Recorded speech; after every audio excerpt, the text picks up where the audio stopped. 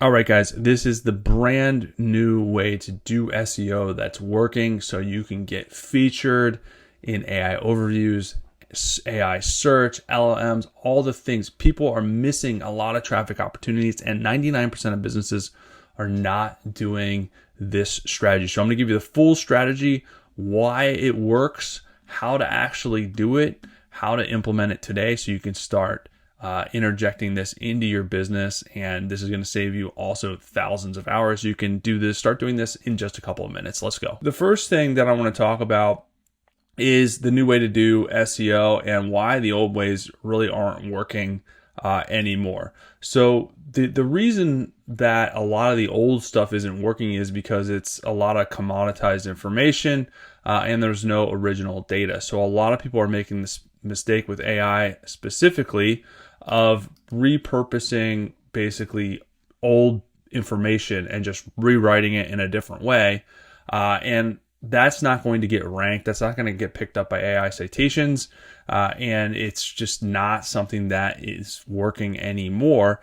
And on the flip side, commoditized data. So easy stuff that Google can spit out with their AI, like how tall is the Empire State Building? Or can dogs have grapes, or things like that. That's commoditized information. It's basically common knowledge that's not adding anything different or adding any value. So there's no point in doing content like that. And on the flip side, doing content that is just repurposing and not adding value is not working either. So let's go through this, what Google is actually saying and what is working right now. So what they're looking for and what AIs in general are looking for, because a lot of them go by, the standards that Google sets, is providing unique point of view. So this is important. You have to provide some variation on what you're producing. If there's nothing unique, if it's just repurposed, it's not going to get shown on LLMs, on citations, on overviews, or any of those things. So you have to add a new take on it, new information, new variables, things like that. The other thing is creating non-commodity content that's helpful, reliable, and people first. Again, commodity content, for example, is something like 7 tips for first-time home buyers. This is often based on common knowledge, which could originate from anyone. Literally, anyone could have AI write that. It's nothing new. But if you add non-commodity content, such as why we waived the inspection and saved money, a look inside the sewer line, this provides a unique expert or experienced take that go beyond knowledge and the ordinary that just anyone can do. The other thing is organizing content in a way that helps readers, write content for human audience and make sure the content is well written and easy to follow. Add high quality images and video, and then focus on what users want and avoid overdoing it.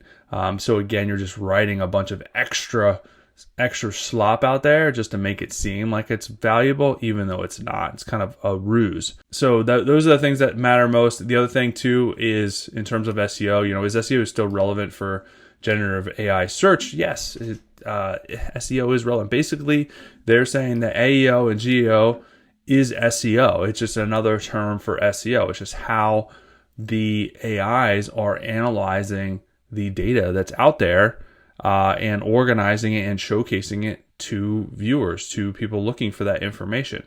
It is still SEO. It's just a different way of looking at the information. So how do we write content that is going to get featured more, that's going to get the traffic? Everyone always says like AIs are stealing the traffic. Well, they're not. They're just doing a better job matching search intent with the information that's out there. So you have to do a better job of writing original content, using additional valuable information to get picked up and shown. So the best way to do that is unique data perspective variables. Like I was saying, this adds a unique element to your data, to your content that other people can't just recreate. So you're adding a unique element to it. So here's an example. This is a really good example of a template that you can use that is working, adding data points. So the targeted keyword would be best protein powder for women. So a commodity version, and you've seen this probably before, if you looked for protein, is another affiliate listicle ranking 12 protein powders. This is saturated, devalued, and you're competing with the headline. Now, if you add in forced variables like this, then you can get featured and stand out in the crowd, whereas people are just doing the simple listicle repurposed article. So you can add proprietary data point. We surveyed 2,300 subscribers on bloating, or what I tested variable, ran 8 popular powders through a third-party lab for actual protein content versus label, or unexpected finding, 2 market leaders were 18% under their claimed protein. This is link bait and AI citation gold, templated for store owner, has order data and product assets access most bloggers don't. So here's kind of a good example of this. If you search for best vacuum robots, so the number one article that shows up here is an article from Vacuum Wars, and they're talking about 20 best robot vacuums, but they actually have the vacuums in here with the data behind the vacuum. So this is real data from product testing.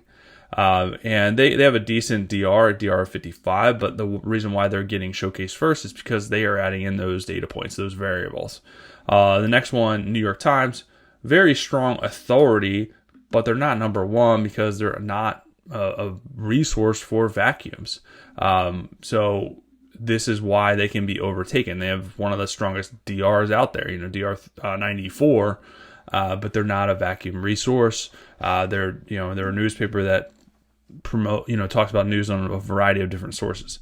The next is a guy, just some random smart home hookup guy. He's number 3 with a DR of 34 because, again, he is adding in a unique perspective about the vacuums that people are searching for. So that's why he can overtake a lot of these other higher DR websites. I mean, these are all DRs in the 90s.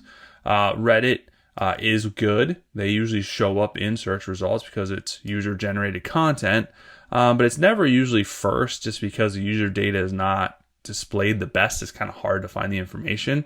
Reddit just kind of looks weird sometimes. PC Mag is talking about robot vacuums. Again, this is an affiliate listing article based on products, how much commission they earn. So not as valuable. And then obviously you have Amazon products if people want to buy the actual vacuums. So there's no actual stores ranking on the first page because no brands that sell vacuums actually talk about how good or bad their products are and stack them against the competition. But they should. This is what I'm talking about. This is adding that perspective that's going to get you shown. So here's a really good example of what I'm talking about. You can talk about the competition better than they're talking about themselves, and you can steal their ranking and snag some of those customers. So if we go over and search for, how much are PayPal fees to send money, you see the number one is PayPal, of course. But then down here, here's a Indie, which is a competitor. Here's Wise. So you can go in here. These are 2 and 3, and these are competitors talking about their competition, and they're trying to snag this traffic. They're talking about PayPal and how they are better than PayPal, but they're also showcasing PayPal's features as well. So this is one way to do it that's working really good. So now the question is, okay, how do we create these articles in an easy, efficient way? It's not going to take us a ton of time. Well, if you use a tool such as Arvo, it's really easy to create these custom variable articles, adding a lot of value to the content that you're producing. And this is what I was talking about with the variables up here that you can add. You can create templates that interject these variables. So for example, this is the one that we just did. For the protein, you can basically create these and have the topic, the data source, and the headline, and basically create the article interjecting these variables. And you can create your own templates too. So you can go in here and you can do whatever template you want. Basically, you can add the generation prompt, basically the instructions of what to create, and then the markdown, the markdown outline of the actual what you're interjecting inside the article to create the template article. So here is an actual kind of guideline of the variables and the labels and the description and the examples of what you can do. So these are highly customizable. It seems a little bit complicated, but it's not as complicated as you think. And you can even use AI to do a generation prompt and a markdown, which I usually do. You can give it these variables, tell it what you want, to be able to get the generation prompt and then the markdown outline. But these are what I'm talking about as far as the templates that were created. So that's a template. There's a variety of different templates here that we created for different use cases. So here's for like a SaaS company.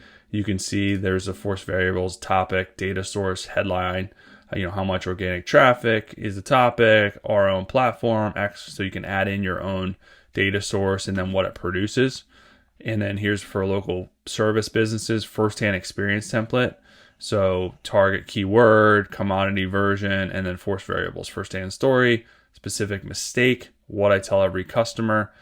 So this is number 3. So if you go up here, you can see what thing I tested, how I tested it, what stood out, and then create the articles. And then what you're going to get is these articles that are using those components that are done really, really good. So here's an example of one for, this is for the SaaS example, but here's the headline. It inserts the graphs, what we found, images, why it matters. So these are very highly tailored variable articles that are going to stand out because adding your original data. And if you open these up, you can see all the backend SEO. So this is another thing. You're not just using like AI to create the article. It's creating the articles with the variables that you set, but it's also interjecting all the SEO components and the structure that's necessary to rank.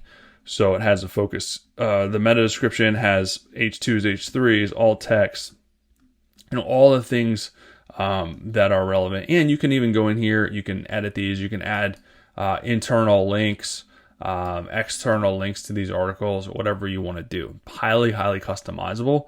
The other thing that you can do is you can set this up on an auto blog too. So basically you can go in here and do an auto blog. I can do a new auto blog campaign, and then basically I can give it full automation mode. So I give it a feed, and then it generates it and then publishes it.